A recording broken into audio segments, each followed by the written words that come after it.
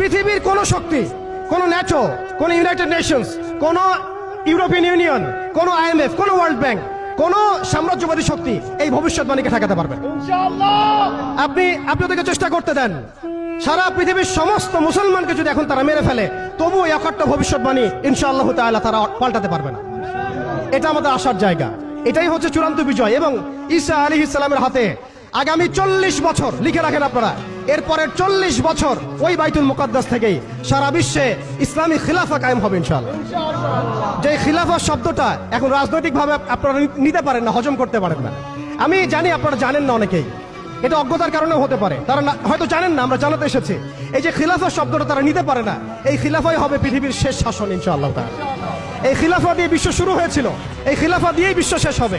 ঈসা আলাইহিস সালাম 40 বছর ওই জেরুজালেম থেকেই এই বিশ্বকে শাসন করবেন ইনশাআল্লাহ তাআলা।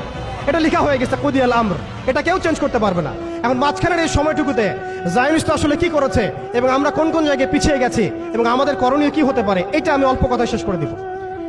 এক কথায় দেখুন, জায়নিস্ট মুভমেন্ট গঠন করার পরে তারা সর্বপ্রথম, ভালো করে খেয়াল করেন, তারা সর্বপ্রথম একটা ঐক্যবদ্ধ প্ল্যাটফর্ম এনেছে। আমরা দেখেন সারা বিশ্বে এখন পর্যন্ত মুসলিমরা একটা ঐক্যবদ্ধ প্ল্যাটফর্ম করতে পারি নাই। তারা ঐক্যবদ্ধ একটা প্ল্যাটফর্ম করেছে এবং সেই প্ল্যাটফর্মকে কেন্দ্র করে তারা সবার আগে খেলাফত ব্যবস্থাকে ধ্বংস করেছে।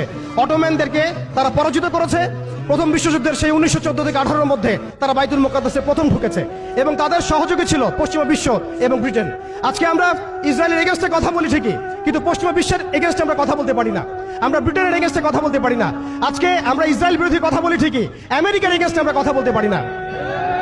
আজকে আমরা তাদের পণ্য বয়কট নিয়ে কথা বলি, এটাও দরকার আছে, কিন্তু তাদের আদর্শ দিয়ে আমাদের ব্যক্তি জীবন, পারিবারিক জীবন, সামাজিক জীবন, ইভেন রাজনৈতিক অর্থনৈতিক জীবন পর্যন্ত ঢেলে সাজানো হয়েছে।